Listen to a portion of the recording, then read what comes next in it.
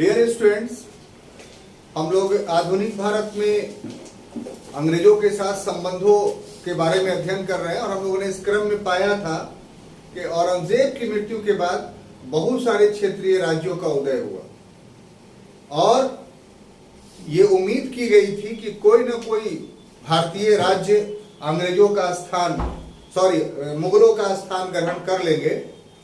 उसमें से तीन ऐसी शक्तियां उभर करके सामने आई।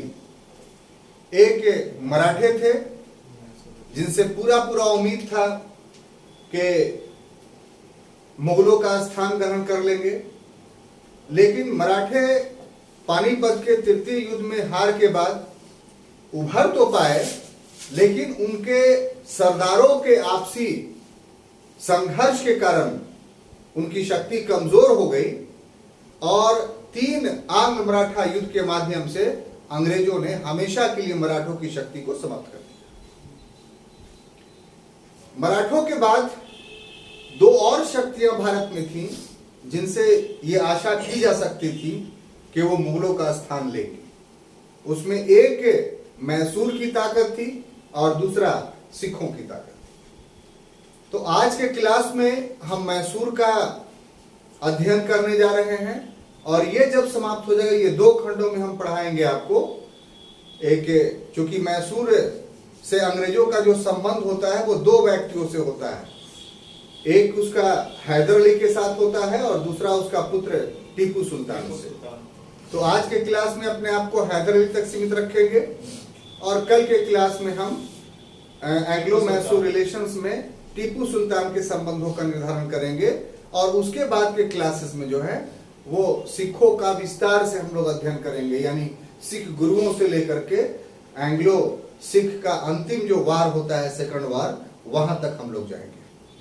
तो सब्जेक्ट शुरू करने से पहले आपसे निवेदन है कि अगर ये वीडियो आपको अच्छा लगता हो तो इसको सब्सक्राइब कीजिए और करवाइए, शेयर कीजिए लोगों के बीच में, बेल आइकन को जरूर क्लिक कीजिए ताकि अच्छे वीडियो आपको मिलते रहें। अच्छी चीजों को प्रमोट करना चाहिए, आपसे आशा है कि आप ऐसा करेंगे। अब ये टॉपिक पे आते हैं कि एंग्लो मैसूर रिलेशंस जहां तक संबंधित है एक विषय के रूप में, तो उसमें सबसे पहला इसमें विषय ये बनता है मैसूर रियासत। ठीक है कि मैसूर का उदय ही कैसे हुआ। ऐसा नहीं था कि मैसूर प्राचीन काल से एक रियासत के रूप में जो है चला आ रहा था। मैसूर रियासत एक नवीन उदित रियासत है। कैसे? तो इस पर अगर दृष्टि डालते हैं तो पाते हैं कि मैसूर का जो रियासत था वो विजयनगर साम्राज्य, जिसका पहले हम लोगों ने अध्ययन कर लिया था, तो ये विजयनगर साम्राज्य के ध्वंसावशेष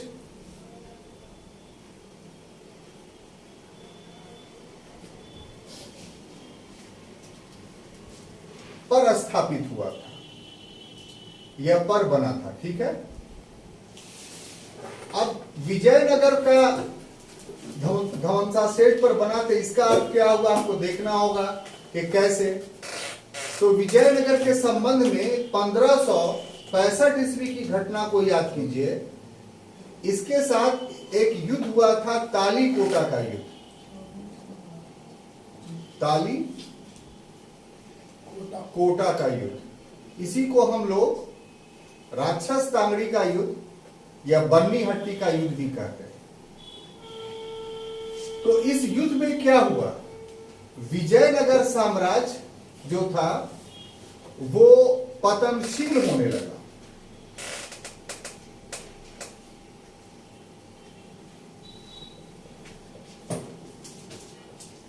ठीक है, और इस समय से लेकर के 1565 से लेकर के 1612 ईस्वी तक का जो पीरियड है, ये इसके पतनशीलता का पीरियड है।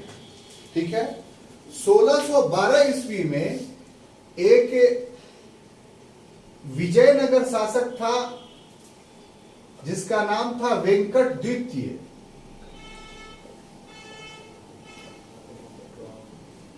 क्या नाम था? वेंकट द्वितीय। सब नाम याद रखिए। ये वेंकट द्वितीय जो था वो अंतिम शासक था। ये क्या था? अंतिम शासक। ठीक है। और अंतिम जब शासक था तो इसके स्थान पर, वेंकट द्वितीय के स्थान पर एक व्यक्ति था वाडियार। क्या? वाडियार इसका नाम ही था। वाडियार वंश। इसने 1612 में वाडियार वंश की स्थापना की।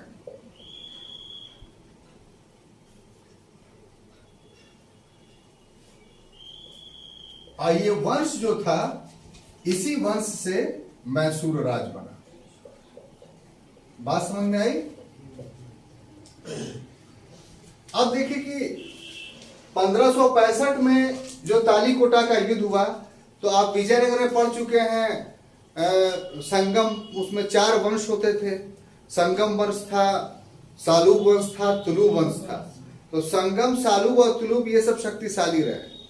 लेकिन 1565 के बाद जो ये जो पीरियड आप देख रहे हैं, ये वाला, ठीक है, इस पीरियड में जो वंश शासन करता है उसको अरविडू वंश बोलते हैं। अरविडू वंश। हाँ, क्या? अरविडू वंश। तो ये अरविडू वंश का ही जो है, ये अंतिम शासक था। कौन? वेंकट द्वितीय। अरविडू वंश का ही अंतिम शासक कौन था? वेंकट द्वितीय। ठीक है। अभी वेंकट द्वितीय को पराजित किसने किया? वाडियार ने। यानी वेंकट द्वितीय के स्थान पर कौन आया? वाडियार। कब आया? 1612 में। तो आया तो इसके द्वारा एक नवीन वंश स्थापित हुआ, वाडियार वंश, और इसी वंश ने मैसूर राज्य की स्थापना की। Any confusion? अब देखिए, ये जो वाडियार वंश था, ये मैसूर राज्य था। इसकी कमजोर स्थिति थी, यानी बहुत शक्तिशाली नहीं था ये। ठीक है। इसकी स्थिति जो थी वो कमजोर स्थिति थी। परिणाम क्या हुआ कि 1704 ईस्वी में, ठीक है, मुगलों की अधीनता स्वीकार कर लिया।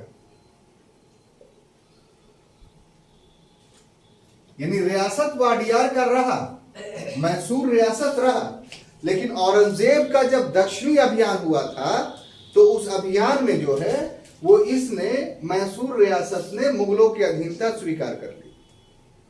यानी एक करद राज बन गया, टैक्स पेइंग स्टेट्स बन गया। स्टेट तो रहा लेकिन मुगलों के अधीन हो गया। दूसरा परिवर्तन यह हुआ कि 1705 में इसने मराठों को चौथ देना शुरू कर दिया।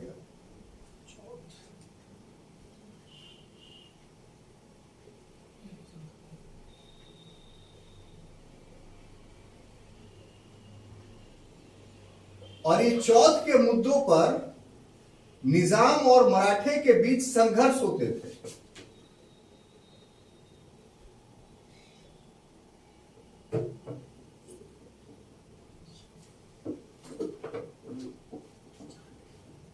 अब इसको जरा समझिए। 1705 की घटना है, तो चूंकि औरंगजेब भी मराठों से जो है वो काफी परेशान रहा करता था। काफी परेशान इन द सेंस इस कारण से कि जो मराठवाड़ा की भौगोलिक स्थिति थी, उसमें वो लोग गुरिल्ला वारफेयर से वार करते थे, और मुगल क्या थे तो मैदानी क्षेत्रों में वार करने में सफल थे। तो इसलिए बहुत लंबे समय तक मराठों के आक्रमण को मुगल झेलने की स्थिति में नहीं रहा करते थे। तो इस स्थिति में मुगल क्षेत्रों से मराठे चौथ लिया करते थे। चौथ का मतलब क्या?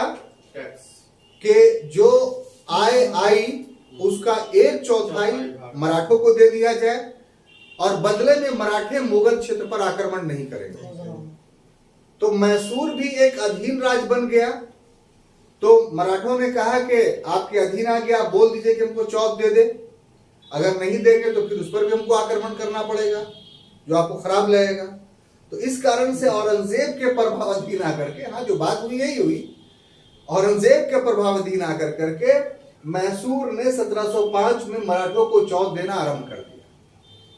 अब जब आरंभ कर दिया तो निजाम के पेट में दर्द होने लगा कि दक्कन की एक शक्ति तो हम भी हैं, तो तुम खाली उसी को कह दोगे।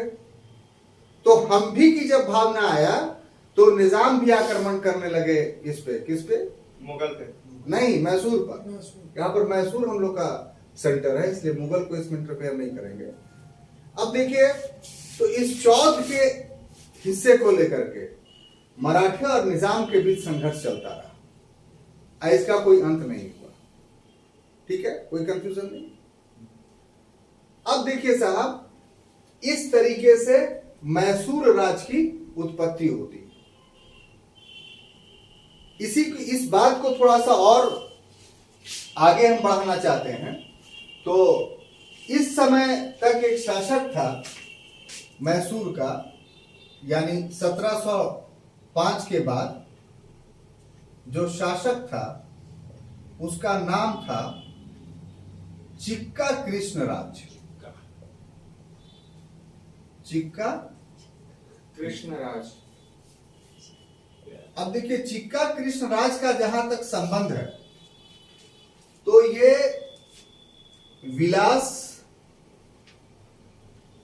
विलासिता और नृत्य संगीत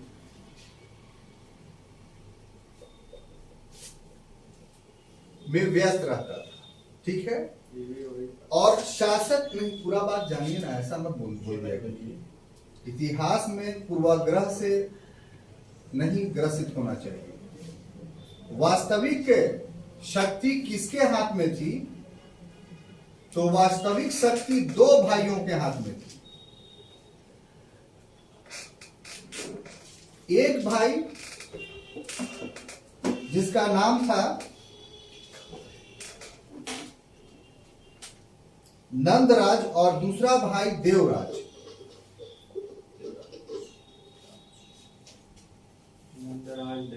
और देवराज। नंदराज जो था वो सर्वाधिकारी था,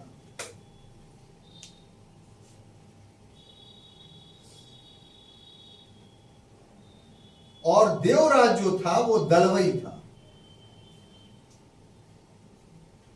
पद था। तो दलवई का अर्थ होता है सेनापति, और सर्वाधिकारी आप मान लीजिए प्रधानमंत्री। सारे चीजों का देखा। ठीक है, तो देखिए, शासक कृष्णराज को जानना आपको काफी जरूरी है। चिक्का कृष्णराज शासक बन गया, लेकिन ये जो विलासिता और नृत्य संगीत में व्यस्त रहने लगा, तो ये अपने मन से नहीं, ऐसा नहीं था कि इसका अभ्यस्त था। इतिहास ये बताता है कि जो दो भाई थे नंदराज और देवराज, इसने जानबूझकर के इसको विलासिता में लीन किया और नृत्य संगीत में जो है इसको डुबो दिया। क्यों? क्योंकि शासन कार्यों में ही भाग न ले। तो ग्रेजुअली ये पीरियड जानते हैं, 1731 से 34 तक में ये काम किया दो भाइयों ने। 1731 से पहले राजा पूर्ण रूप से शासन कार्यों में भाग लेता था और अच्छा भाग लेता था, ये नहीं कि खराब ढंग से शासन करता था। लेकिन 1731 से 34 के बीच में इन दोनों भाइयों ने जो है एक साजिश के तहत चिक्का कृष्णराज को भोग विलास में और नृत्य संगीत में विलीन कर दिया। अच्छा, दक्कन की जो स्थिति थी वो प्राचीन काल से चला आ रहा था कि दक्कन के लोग शासकों में देवत्व का आरोपण मानते थे, भगवान की तरह पूछते थे। उसका असर आज तक थोड़ा बहुत देखने को मिलता है कि वहां किसी नेता की मृत्यु हो गई तो लोग रोने लगते हैं। कुछ में तो जैसे जयललिता में तो कुछ लोगों ने सुसाइड कर लिया, आपने देखा इस बात को। तो ये उसके का कल्चर है, वो सही है गलत है इस पर हम लोग को बहस नहीं करना है। तो यहां भी इस मनोभाव का फायदा उठा करके जो दो भाई थे नंदराज और देवराज, वो सिर्फ साल में एक बार ला करके जनता को दिखला देते थे, दर्शन कराते थे। कृष्णदेव जी का कृष्णराज को जनता उससे खुश रहती कि हाँ मेरा राजा है, और जनता को बता दिया था कि राजा जो है वो विलीन है एकदम अपने कामों में, वो नहीं आएंगे, हम ही सब कुछ देखेंगे। तो इस ढंग से एक प्रकार से देखिए तो नंदराज और देवराज ने सत्ता का गबन कर लिया, अपने अधीन कर लिया। ये गबन करता थे, ठीक है, बात समझ में आई। अब ऐसी परिस्थिति में यहां ये देखिए कि ऐसी परिस्थिति में 1753, 1754, 1757, ठीक है, और 1759, ये 5 आक्रमण होते हैं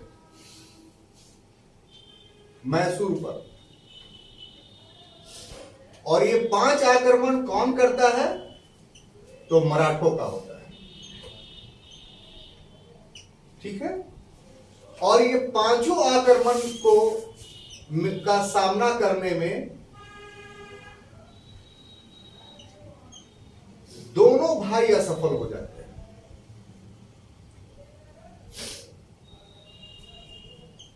यानी मराठे लूटपाट कर करके जो है वो मैसूर की रियासत से चले जाते हैं। बात समझ में आई है? एक तरफ तो काम किया ये कि राजा को पूरी तरीके से हाईजैक कर लिया नंदराज और देवराज ने, और दूसरा कि ठीक है हाईजैक किया था, कोई बात नहीं थी, कम से कम शासन सही ढंग से रखो ना, मोबाइल रखो तो चल रहा, तो ध्यान आपका बोर्ड पर रहना चाहिए ना, गलत नहीं है।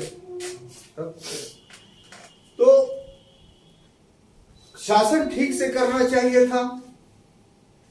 अगर शासन ठीक से करते तो कोई आपत्ति नहीं थी कि ठीक है भाई शासक को आराम दे रहा है, चलिए। लेकिन एक नहीं, 5 आक्रमण होता है, और 5 आक्रमण का सामना करने में नंदराज और देवराज असफल हो जाते हैं। इसका मतलब कि मैसूर रियासत के प्रभाव को हानि हुई, मैसूर रियासत की शक्ति को हानि हुई। ये बात स्थापित हो गई कि मैसूर एक शक्तिशाली राज्य नहीं है। ऐसी स्थिति में हैदर अली का उदय होता है, ठीक है। अब ये देखिए, जब तक मैसूर रियासत के उदय को आप नहीं जानिएगा, हैदर अली के उदय को आप नहीं जान पाइएगा। Yes sir.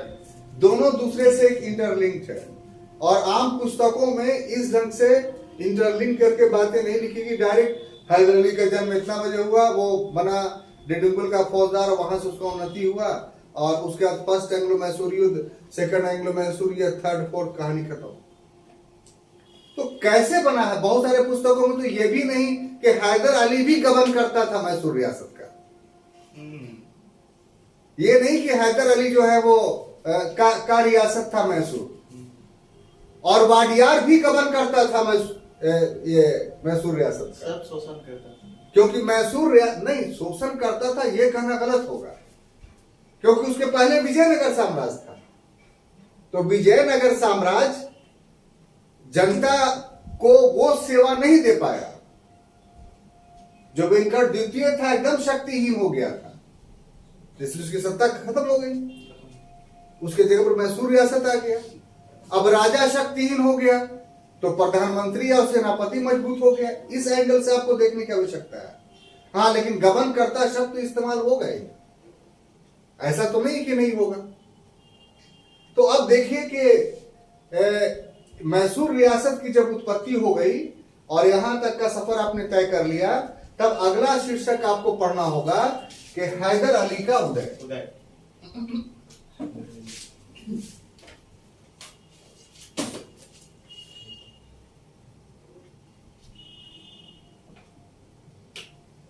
हैदर अली का उदय पूरा डिटेल्स में पढ़िए, बढ़िया से पढ़िए, ऐसा पढ़िए कि याद हो जाए। अब देखिए, हैदर अली के उदय को जब हम पढ़ते हैं तो इसका एक वंशावली पढ़ना होगा, तब आपको समझ में आएगा।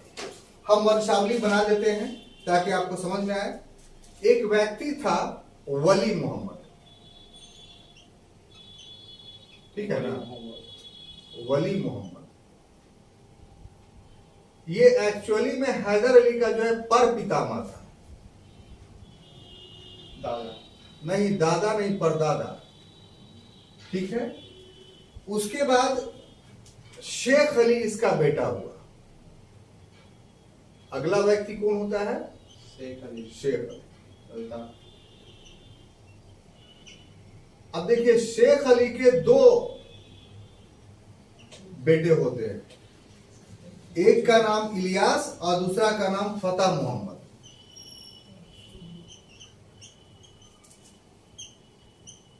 और दूसरा का नाम फतेह मोहम्मद।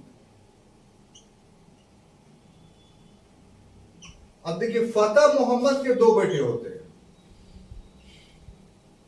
एक का नाम था, बड़ा बेटे का नाम था शहबाज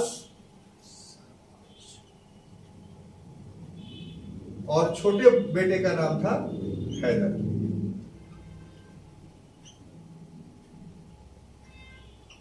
ठीक है। तो ये जो शेख वली मोहम्मद और शेख अली, तो ये दोनों जो है सूफी संत के प्रभाव में थे।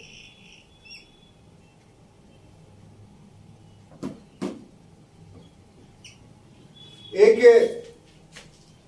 बंदा नवाज गेसू दराज सूफी थे गुलबर्गा में, गेसू दराज चिश्तिया सिलसिला से थे। तो उनका जो मठ था वहीं ये लोग रहते थे, वली मोहम्मद और शेख अली। यानी इनको राजनीति से, ये शासन कार्यों से कोई मतलब नहीं था। तो शेख अली का जो बेटा हुआ वो दो, इलियास और फतेह मोहम्मद। इलियास बड़ा बेटा था और फतेह मोहम्मद छोटा बेटा। तो ये लोग सूफी सिलसिला को मानते थे, शासक वर्गों से इनका कोई संबंध नहीं रहा करता था। तो इस विचारधारा को तोड़ते हुए पहली बार जो है फतेह मोहम्मद ने अरकाड के नवाब के यहां जमादार की नौकरी कर ली। यानी दूसरे शब्दों में कह लीजिए कि अरकाड के नवाब के फौज में शामिल हो गया। तो अपने पूर्वज के विचारधाराओं को इसने छोड़ दिया। शासन कार्यों से जो चिश्तिया सिलसिला के लोगों का कोई लगाव नहीं होता था, अपना अध्यात्म में लीन रहते थे, इनके पूर्वजों का यही जीवन गुजारने का तरीका था। उसमें एक विचलन आता है फतेह मोहम्मद के समय। अब बात समझ में आई? अब देखिए कि यहां से आपको समझना होगा कि ये जो फतेह मोहम्मद है, ये अपनी सेवा बदल करके दूसरे के यहां चला जाता है, और वो था सीरा के नवाब दरगाह कुली खां। सीरा के नवाब, छोटा सा नवाबी था, नवाब दरगाह कुली खां।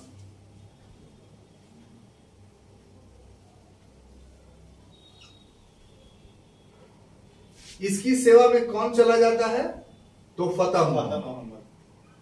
ये इसकी सेवा में चला जाता है ना, फतेह मोहम्मद।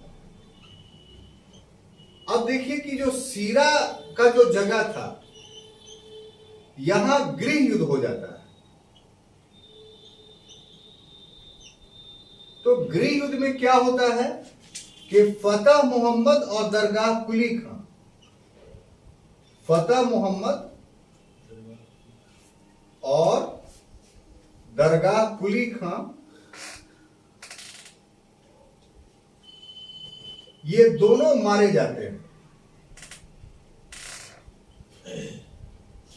ठीक है। और गृह युद्ध के बाद जो है, इसके बाद जो अगला नवाब बनता है उसका नाम था अब्बास कुली खां। अब्बास बेटा था क्या? कुली खां नहीं, भाई था। ये नवाब बनता है।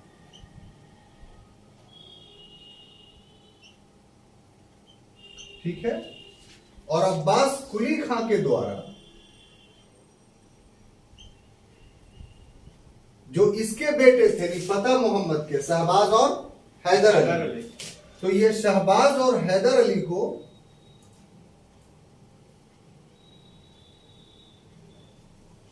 इस समय शहबाज 7 साल या 8 साल का था और हैदर अली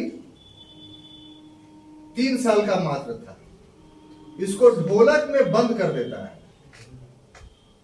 और उस पर बोलता है कि चोट मारो। ढोलक के अंदर नगाड़ा होता है, ढोलक नहीं बोले, ढोलक में तो दोनों तरफ होता है। नगाड़ा बहुत बड़ा होता है, तो उसमें एक प्याला की तरह होता है और ऊपर में जो है वो बजाने के लिए जो है चमड़े जो है वो रहते हैं। तो नगाड़े में बंद कर देता है दोनों। किस लिए, थोड़ा इसको जान लीजिए। तो ये गृह युद्ध था, किसके बीच? दरगाह कुली खां और अब्बास कुली खां के बीच में। तो दरगाह कुली खां को के साथ था कौन? फतेह मोहम्मद, उसकी सेना में था, उसके साथ रहता था। तो गृह युद्ध में अब्बास कुली खां जीत गया तो दोनों की हत्या कर दी फतेह मोहम्मद। और इसके पास ये सूचना था कि फतेह मोहम्मद के पास ही इसका सारा खजाना है और अपने बेटों के माध्यम से जो है वो या किसी भी माध्यम से उस खजाने को छुपा रखा है, अपने परिवार के पास भेज दिया है। तो फतेह मोहम्मद तो मारा गया था, तो उसका बेटा को जो है वो सजा देना शुरू किया कि जो इसका रिश्तेदार होगा, पैसा रखे हुए होगा, वो पहुंचा देगा।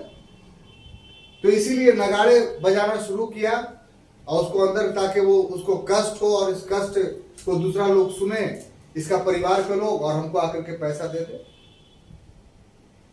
तो जो इसका चचेरा भाई था हैदर अली का, एक चचेरा भाई है, मतलब इलियास का पुत्र। हाँ, हैदर अली का चचेरा भाई, चचेरा भाई माने सॉरी इलियास का पुत्र, हैदर अली का चचेरा भाई, ये मैसूर में रहता था। इस चचेरे भाई का भी नाम था हैदर साहब। जहां पर इस तरह से आए तो वहां पर अलर्ट हो जाइए, यहीं पर कंफ्यूज कराता है क्वेश्चन इराइज करके। हैदर अली के चचेरे भाई का भी नाम था हैदर साहब। इस हैदर साहब ने धन देकर दोनों को छुड़वा लिया। दोनों का मतलब शहबाज और हैदर अली को, क्लियर? दोनों को छुड़वाया। और चूंकि ये रहता था कहां? मैसूर में, तो मैसूर लेकर के चला गया।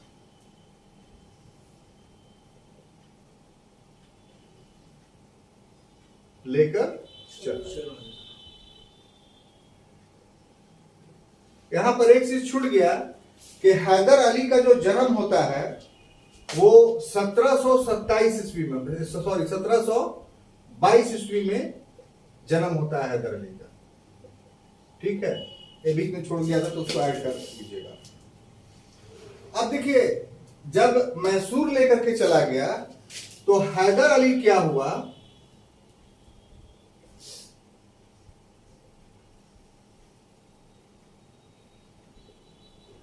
मैसूर की सेना में भर्ती हो गया, की सेना में भर्ती हो गया। ठीक है, एक सामान्य सैनिक के रूप में। अब देखिए, जहां तक हैदर अली का प्रश्न है, यह पूरी तरीके से अशिक्षित था।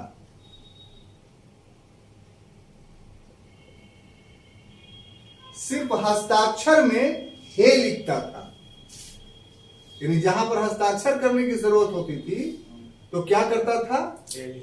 हे। हे हिंदी में हम लिख दे रहे हैं, एक्चुअली में हैदर जो लिखाता है ना, तो इस ढंग से लिखाता है, हे ये दाल रे हैदर। तो ये उर्दू वाला जो है ना, ये हे ऐसे लिखता था और ये कुछ नहीं जानता था, हस्ताक्षर के लिए सिर्फ हे लिखता था। ठीक है। अब था तो अशिक्षित, लेकिन योग एवं महत्वाकांक्षी था। योग प्लस महत्वाकांक्षी था। अब योग जब महत्वाकांक्षी था तो अपनी योग्यता के बल पर क्या किया ये कि डिंडीगुल, ये डिंडीगुल बराबर प्रश्न पूछता है, आप लोग याद रखिएगा जी। डिंडीगुल जो है वो मैसूर का आप नाम लेते हैं तो आमतौर पे आप क्या मानते हैं कि वर्तमान कर्नाटक जो है वही उस समय मैसूर रियासत था। और आप ये पढ़ करके जाते हैं कि हैदर अली का उदय कहां से हो रहा है, तो डिंडीगुल से।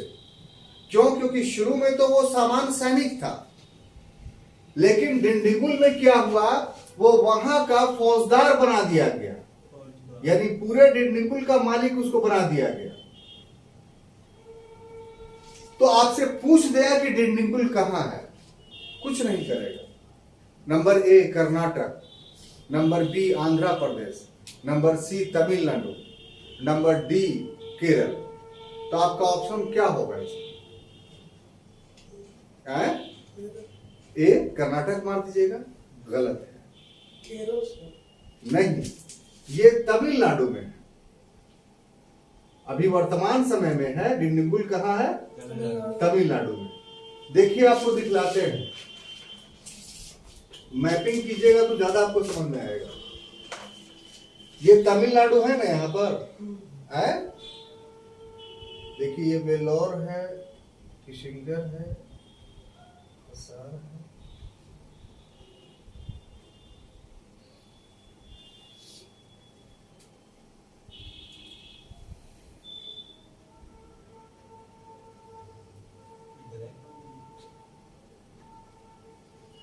देखिए यहां पर है, ये जो है डिंडीगुल लिखा हुआ। तो इसका मतलब क्या हुआ कि अभी का जो कर्नाटक है सिर्फ वही मैसूर रियासत नहीं था, पूरा नीचे तक मैसूर रियासत था। तो इसलिए डिंडीगुल वर्तमान समय में कहां है? कर्नाटक नहीं है, बल्कि कहां है? तमिलनाडु में। तो क्यों ऐसा क्वेश्चन इराइज करता है? क्योंकि आमतौर पर पढ़ते समय लड़का ध्यान नहीं रखता इस बात का। तो आप ध्यान रखिए कि डिंडीगुल का जो फौजदार बना, डिंडीगुल मैसूर के अधीन था, देख लीजिएगा बाद में है। तो डिंडीगुल वर्तमान समय में कर्नाटक में नहीं है, डिंडीगुल वर्तमान समय में कहां है? तमिलनाडु में। क्लियर? अब देखिए साहब कि इस तरीके से इसके जो डिंडीगुल का वो फौजदार बना तो उसने अपनी उन्नति करनी आरंभ की। उन्नति करना अपने व्यक्तिगत प्रयास से करना आरंभ किया, टैलेंट से। हाँ, टैलेंट से। कैसे? कि सबसे पहले उसने क्या किया? धन लूटा, धन जमा किया, कहिए नहीं। सबसे पहले उसने खांडे राव को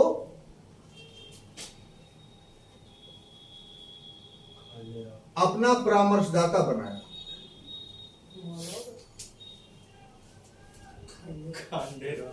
ठीक है। दूसरा जो ही ऑब्जेक्टिव क्वेश्चन आता है सर, यहाँ हंस के टालिएगा नहीं। दूसरा, धन एकत्र किया।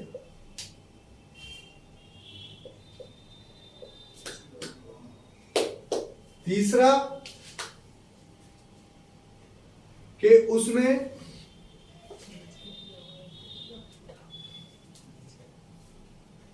शस्त्रागार की स्थापना की।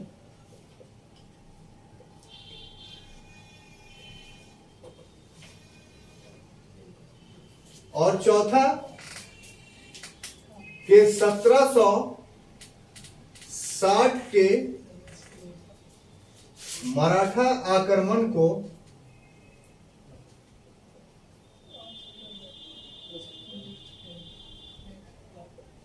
विफल किया।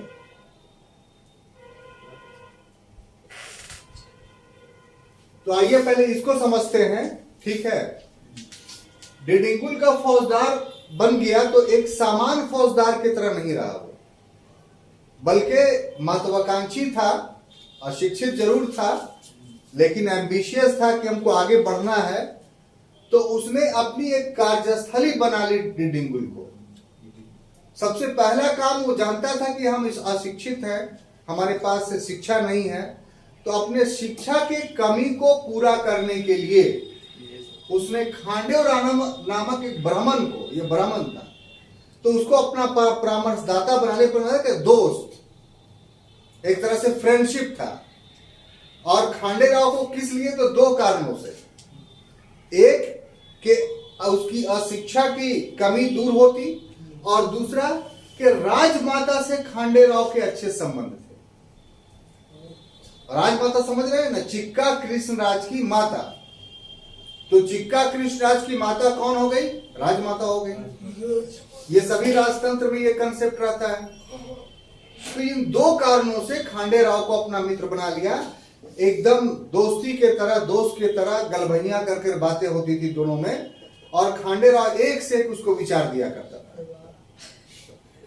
उसी में खांडेराव ने विचार दिया कि देखो, कोई भी काम करना है तो धन की आवश्यकता पड़ती है। तो उसने क्या किया, क्योंकि सेना तुमको एकत्र करनी है, तो सेना कैसे संगठित करोगे? जब तक धन होगा तब ना। तो उसने निकट के बहुत सारे जंगली राजा थे या क्षेत्रीय सामंत थे, उसको लूटना शुरू किया हैदर अली, उनसे धन लूट लिया। सबसे बड़ा धन जो हैदर अली को लगा वो हैदराबाद के गृह युद्ध से। कर्नाटका वार में आप पढ़ चुके हैं कि हैदराबाद में जब निजामुल मुल्क चिनखिल्जी खां की 1748 से मृत्यु हुई तो सत्ता के दो दावेदार हो गए, एक नासिर जंग और दूसरा मुजफ्फर जंग। याद पड़ रहा है? मुजफ्फर जंग का साथ अंग्रेज दे रहे थे और नासिर जंग का साथ फ्रांसीसी दे रहे थे। तो इस युद्ध में क्या हुआ था कि नासिर जंग मारा गया था और उसने खजाना अपना छुपा रखा था इसी डिडुंगुल के जंगलों में। तो बाई चांस जो है वो हैदर अली को नासिर जंग का खजाना मिल गया। अब जब खजाना मिल गया तो उसने अगला जो कदम उठाया कि बड़ा शस्त्रागार की स्थापना की।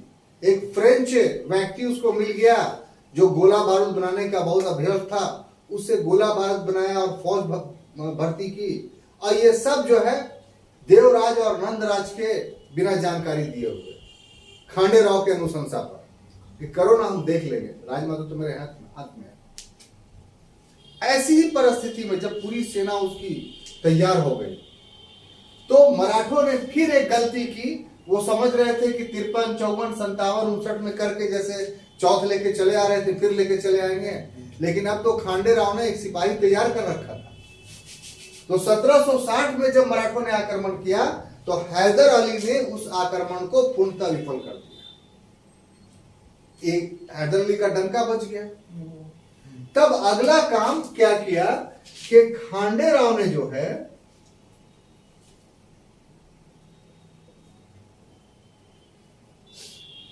राजमाता को अपने पक्ष में कर लिया।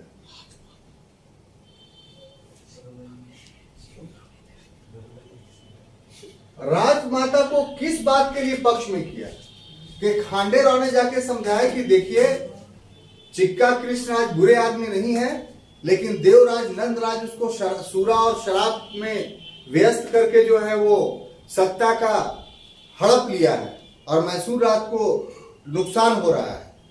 राजमाता भी बड़ी दुखी रहती कि मेरा बेटा को पूरा बर्बाद कर दिया है, लेकिन राजमाता अकेले क्या कर सकती थी? दलवई जो था वो देवराज था जिसके हाथ में पूरी सेना थी, तो इसलिए कुछ करने को इसकी नहीं। हमारे पास एक आदमी है जो नंदराज और देवराज से मुकाबला कर सकता है। कौन? हैदर अली। तब हैदर अली के माध्यम से जो है ये अगला काम क्या होता है कि हैदर अली के द्वारा जो है वो नंदराज और देवराज ये दोनों का दमन कर दिया जाता है। दमन करने का मतलब क्या? हत्या कर दी जाती है। फौज लाया जाता है, फौज से मैसूर की फौज और हैदर अली की फौज लड़ती है, उसमें नंदराज और देवराज की हत्या कर दी जाती है। अब देखिए, खांडे राव ने जो वादा किया था राजमाता से, वो ये कि हैदर अली नंदराज और देवराज को हरा कर करके या मार कर करके चिक्का कृष्णराज को वास्तविक शासक बना देगा, ये मुआहदा किया था। लेकिन हैदर अली के दिल में कुछ दूसरी बात थी। हम बनेंगे। तो यहां तक हैदर अली ने साथ लिया, और फिर क्या किया हैदर अली ने? खांडे राव की ही हत्या कर दी, और 1761 में खुद जो है हैदर अली शासक बन गया। कितना? 1761 में शासक बन गया। और शासक बना तो राजधानी मैसूर में थी। मैसूर जो शहर है, आज भी मैसूर में जाइएगा तो बहुत बड़ा महल आपको मिलेगा, बहुत खूबसूरत महल। ठीक है, तो मैसूर से कुछ, बेंगलोर से मैसूर की तरफ जाएगा तो मैसूर से कुछ पहले ही 12-14 किलोमीटर पहले ही एक जगह है श्रीरंगपट्टनम। श्रीरंगपट्टनम, ठीक है, तो श्रीरंगपट्टनम में ही हैदर ने अपना हेडक्वार्टर बना लिया, यानी वहीं से शासन करने लगा। तो इस प्रकार से हैदर अली का उदय हुआ। तो आंग्ल मैसूर संबंध में हमारा आज का जो टॉपिक था वो हैदर अली था, कि कैसे उसका उदय हुआ। तो उसमें हम लोगों ने दो बातें पढ़ी, मैसूर रियासत का उदय कैसा हुआ, और दूसरा हैदर अली का उदय कैसे हुआ। अब समय हम लोग का चूंकि पूरा हो गया है, इसलिए इसके बाकी के खंड को अगले क्लास में करेंगे। तब तक के लिए धन्यवाद।